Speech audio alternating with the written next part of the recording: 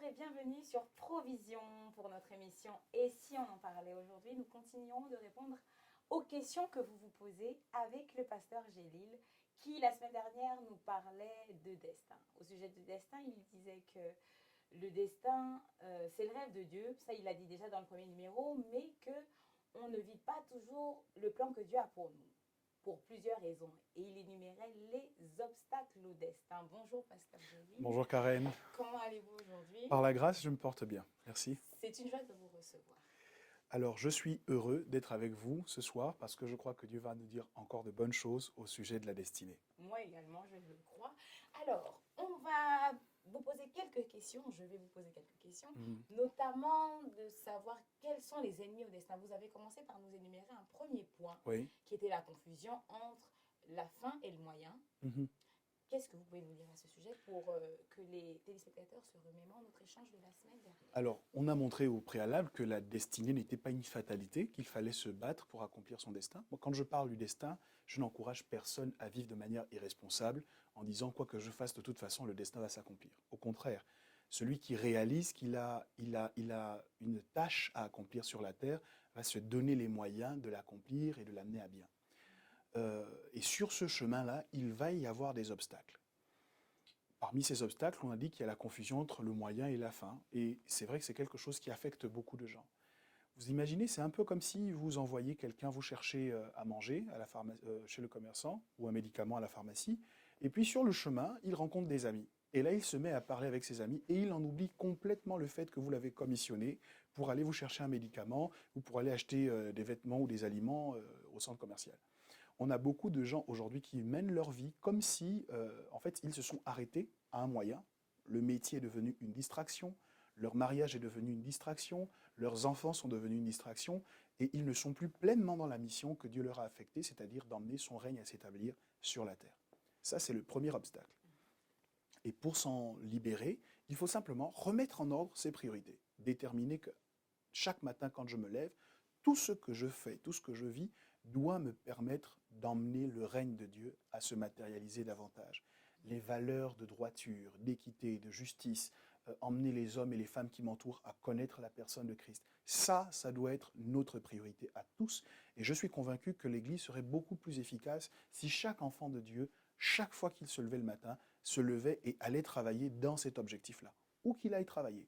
Que ce soit dans une entreprise qui vend des objets, qui vend un certain nombre de produits, que ce soit pour aller travailler dans une école, s'il travaille dans l'éducation nationale, tout le monde ayant cet objectif-là à cœur permettrait que l'œuvre de Dieu grandisse, progresse davantage sur la terre. Mais la confusion entre le moyen et la fin n'est pas le seul obstacle auquel nous devons nous frotter. Quels sont justement les autres obstacles? Je n'aurai certainement pas le temps de tous les énumérer. D'abord, je ne les connais pas tous, mais après la confusion entre le moyen et la fin, il y en a un deuxième, et c'est celui que j'appelle le manque d'intelligence. Et en le disant, vraiment, je suis attristé. Alors, intelligence comme ça, qu'est-ce que vous entendez par intelligence? C'est le raisonnement, L'intelligence, c'est la bonne compréhension. C'est ce qui nous permet de bien comprendre une situation, une donnée, un sujet, et de l'organiser de sorte à ce qu'elle nous soit utile, qu'elle soit à notre avantage. Et lorsque nous parlons du manque d'intelligence, c'est quelque chose qui affecte 3 domaines dont je vais vous parler. Pour pouvoir accomplir son destin, il faut avoir l'intelligence des temps, l'intelligence des gens et l'intelligence de l'argent. C'est les 3 domaines qu'il faut absolument comprendre. Savoir comment gérer dans ces différents domaines, comment se comporter, se conduire dans ces différents domaines pour être sûr qu'on ne passe pas à côté de sa destinée. D'accord. Vous avez parlé de temps, de gens et d'argent. Oui. Ça rime très bien ensemble comme ça. Alors, l'intelligence des temps, qu'est-ce que c'est? Alors, la Bible nous parle des enfants d'Israël, plus particulièrement des fils d'Issachar, en disant qu'ils avaient l'intelligence des temps pour savoir ce qu'Israël devait faire.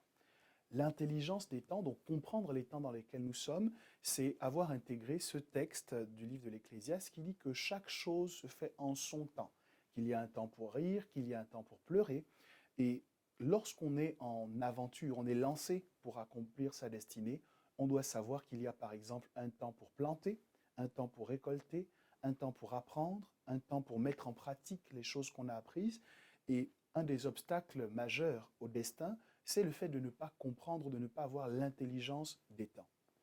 Par exemple, un jeune homme qui est âgé de 15 ans, dont le but, c'est à 15 ans de gagner le maximum d'argent. Il ne comprend pas que ce temps est favorable pour aller à l'école, pour apprendre des leçons, pour se faire des projets dans la vie qui seront liés à ses études. Mais il se dit, quelle est l'activité que je peux mener là maintenant que j'ai 15 ans pour gagner beaucoup d'argent? Je veux rouler dans de grosses voitures, je veux faire ceci, cela. Et il va commencer à chercher des moyens de facilité. Par exemple, le dealer du quartier va lui proposer de vendre un peu de drogue, ça va lui permettre de gagner de l'argent. Le problème de ce jeune homme, c'est qu'il n'a pas eu l'intelligence des temps. Il n'a pas su qu'à ce moment, il aurait dû se consacrer à ses études et que se lançant le plus loin possible dans les études, allant le plus loin possible dans les études, il réussirait à un moment donné à rentrer sur un marché du travail avec un bagage intellectuel qu'on rémunérait à une haute valeur. Et du coup, le fait d'avoir ignoré ce qu'il fallait faire dans le temps qui était imparti le mettra en difficulté pour tout le reste de sa vie. Une jeune fille qui est âgée de 12 ans, 13 ans et qui ne parle que de mariage à longueur de journée. Elle a 12 ans, 13 ans et elle ne pense qu'au prince charmant. Elle n'aura pas la tête dans ses cahiers, elle n'aura pas l'objectif de réussir ses études. Quand elle sera à l'école, au collège ou quand elle va rentrer au lycée, elle ne pensera qu'aux garçons. Est-ce que les garçons l'aiment bien? Est-ce qu'elle est suffisamment belle? Est-ce qu'elle s'est bien apprêtée lorsqu'elle est à l'école? C'est une problématique qui est liée à l'intelligence des temps. Je voudrais dire à ce jeune homme, à cette jeune fille, il y a un temps pour tout. Il y a un temps pour apprendre, il y a un temps pour se marier, il y a un temps pour avoir des enfants. Par exemple, avoir des enfants avant d'être rentré dans le mariage, c'est quelque chose qui peut rendre votre accomplissement de destin assez difficile. Faire les choses avant le temps de façon générale complique la vie. Et donc, pour accomplir le destin, on doit s'assurer qu'on a l'intelligence des temps.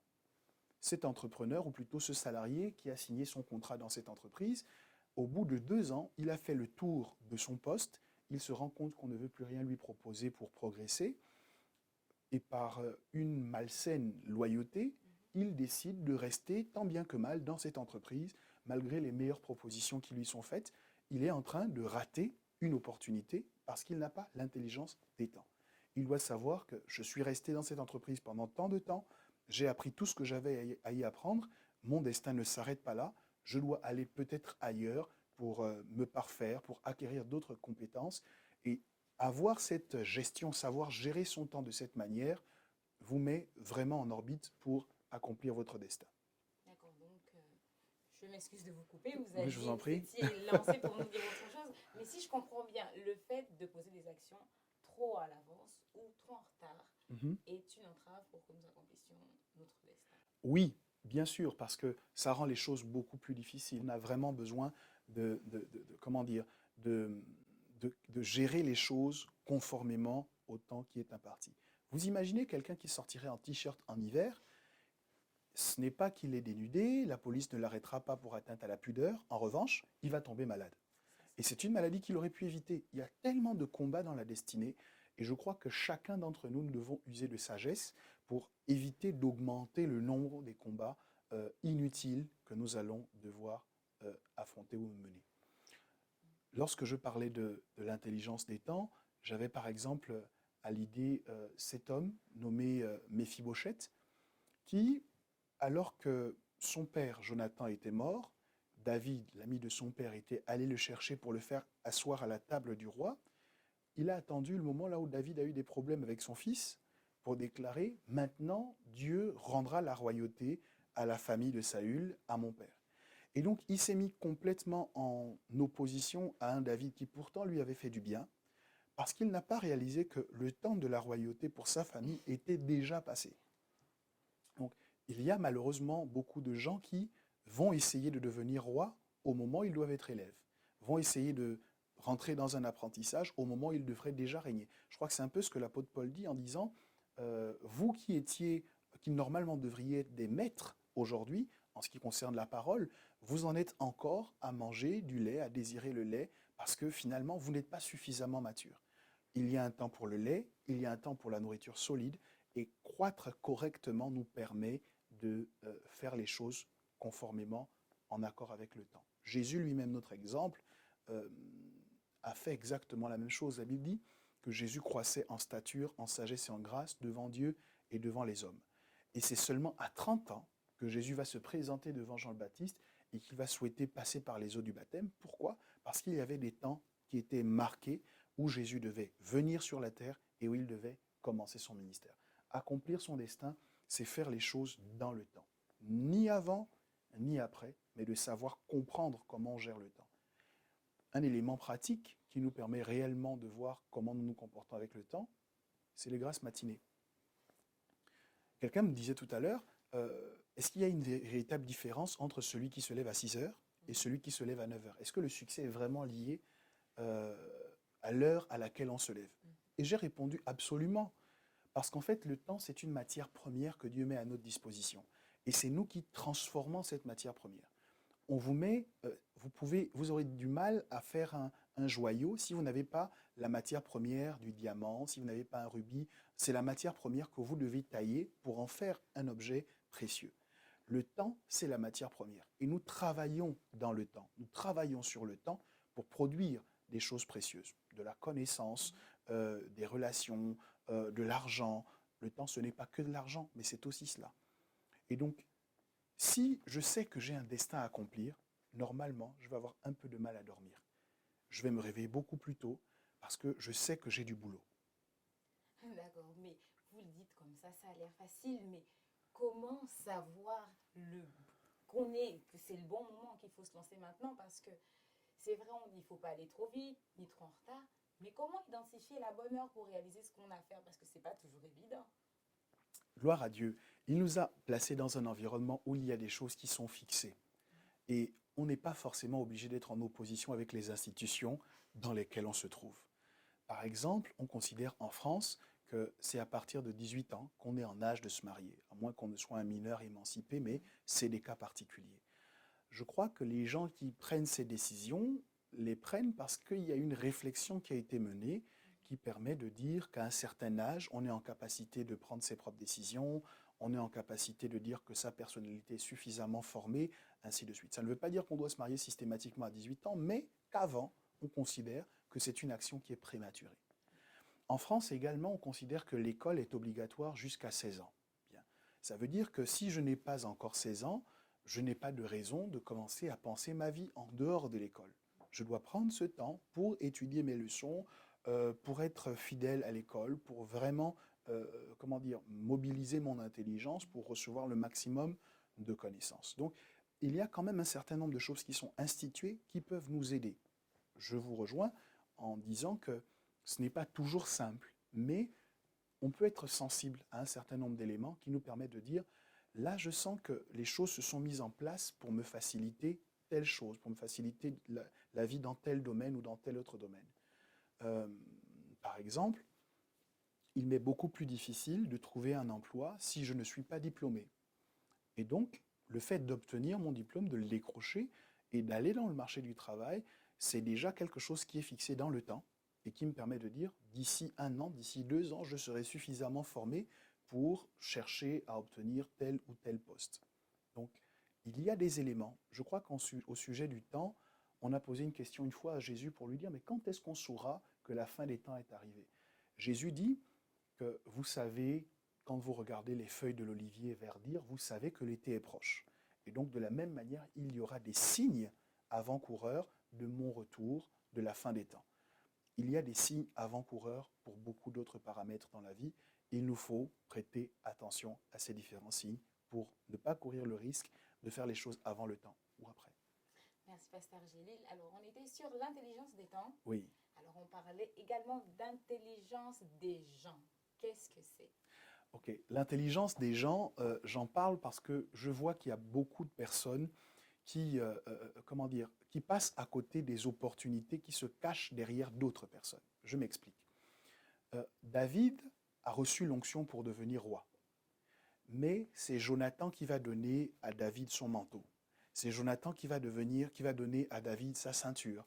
C'est-à-dire que Jonathan va prendre David par la main pour lui montrer comment il doit fonctionner. Si vous avez reçu l'onction pour la royauté, mais que vous ne savez pas comment se comporte dans un palais, une fois que vous serez présent dans un palais, vous allez agir exactement comme le dernier des villageois. Je n'ai rien contre les villageois, C'est bien de le mais préciser, pasteur. c'est simplement que pour réussir à rentrer dans son rôle, il y a un certain nombre de choses qu'il faut avoir intégrées. Et souvent, ces choses-là ne nous sont communiquées que par d'autres personnes. Si vous n'avez pas l'intelligence des gens, ça veut dire que vous ne savez pas gérer les relations. Les relations sont extrêmement importantes pour accomplir le destin. Parce que d'abord, le destin est le moyen de réussir à servir les gens. Le destin, c'est une réponse aux besoins de quelqu'un. Ça veut dire qu'il y a quelqu'un qui a prié, il y a un certain nombre de gens qui ont intercédé pour dire qui résoudra tel ou tel problème, et Dieu vous envoie sur la terre pour que vous veniez apporter une solution à leurs besoins. Mais dans quelles conditions êtes-vous si, en arrivant pour solutionner le besoin des gens, vous ne savez même pas vivre en amitié avec les gens? Vous ne savez pas vivre en société. Lorsque vous arrivez sur votre espace de travail, vous ne dites bonjour à aucun de vos collègues. Vous ne connaissez aucun de leurs prénoms. Vous ne vous inquiétez jamais de comment ils vont. Comment allez-vous réussir à les influencer, à leur apporter l'évangile, si rien que dans le cas de la compagnie, il est avéré que vous êtes de mauvaise compagnie? L'intelligence des gens, c'est réfléchir à comprendre les gens, à être aimable, à savoir vivre en société pour être en capacité de leur être utile lorsque le besoin se fera sentir. C'est un peu ce que l'apôtre Paul dit quand il dit « J'ai appris à être tout avec tous ». Avec les Juifs, je me suis comporté comme un Juif. Avec les Grecs, je me suis comporté comme un Grec dans le but d'en gagner quelques-uns. C'est ce qu'il faut noter et qui est important de préciser. Nous n'allons pas faire des compromis avec notre intégrité. L'intelligence des gens nous emmène simplement à adopter l'attitude qui permettra que nous sachions les influencer le mieux possible et le plus facilement possible. Comment on fait pour se comporter en tant que chrétien pour que les personnes qui ne connaissent pas Christ autour de nous s'intéressent à notre foi? C'est ça l'intelligence des gens, savoir gérer ses relations. Vous avez rencontré quelqu'un dans le métro, le contact est bien passé, vous avez commencé à discuter, à échanger avec lui, il vous a donné son numéro de téléphone, mais vous avez la main lourde simplement pour décrocher votre téléphone et lui passer un appel pour savoir comment il va. L'intelligence des gens. Les entrepreneurs savent par exemple que l'une des conditions sine qua non pour réussir dans l'entrepreneuriat, c'est ce qu'on appelle le réseau. Si vous n'avez pas un bon réseau, ou plutôt vous ne savez pas entretenir votre réseau, vous pouvez déjà mettre la clé sous la porte. Mais pour ce qui concerne le destin, c'est réel. Il faut avoir un réseau, il faut savoir gérer ses relations, il faut savoir comment on entretient une relation, et puis il faut aussi savoir comment on coupe certaines relations. Il faut savoir parfois rompre certaines relations. La Bible dit les mauvaises compagnies corrompent les bonnes mœurs. Ça veut dire que si vous avez de bonnes mœurs, mais que vous n'avez pas l'intelligence des gens, vous allez vous accoquiner uniquement avec des personnes qui sont de mauvais conseils, avec des personnes qui vont mal vous influencer. Les gens qui sont avec vous, sans être prophète, si je les observe, je peux déterminer ce que vous allez être demain. Donc, il faut aujourd'hui commencer à filtrer vos relations. L'intelligence des gens vous permet de dire « telle personne qui marche avec moi, je l'apprécie bien, mais chaque fois qu'on discute ensemble, il ou elle a toujours quelque chose de mal à dire sur les autres. Telle autre personne, chaque fois que j'ai un projet et que je lui en parle, dès que je finis d'en discuter avec lui, je suis complètement découragé par rapport à ce projet. » Ce ne sont pas des relations que vous devez avoir. L'intelligence des gens vous permet de vous dire « j'aime bien parler avec lui, parce que même s'il ne va pas toujours dans mon sens, il me dit toujours la vérité et il sait comment je dois m'orienter. » C'est l'intelligence des gens qui vous permet de vous affûter par rapport au destin, parce qu'il y a un autre texte qui dit « le fer aiguise le fer, ainsi le cœur de l'homme aide l'homme à se positionner comme il devrait. » Donc nous devons réussir à cultiver l'intelligence des gens si nous voulons accomplir notre destinée. Alors, donc, avoir l'intelligence des gens, c'est un peu comme revêtir sa casquette de bon responsable des ressources humaines, savoir embaucher qu'il faut et virer qu'il faut. Je n'aurais pas dit mieux, effectivement, c'est ça. Alors, il y a d'autres choses à dire, mais le temps est écoulé pour aujourd'hui. Et si on en parlait, c'est fini pour aujourd'hui. Nous retrouverons le pasteur Gély la semaine prochaine. En attendant, portez-vous bien et à la semaine prochaine.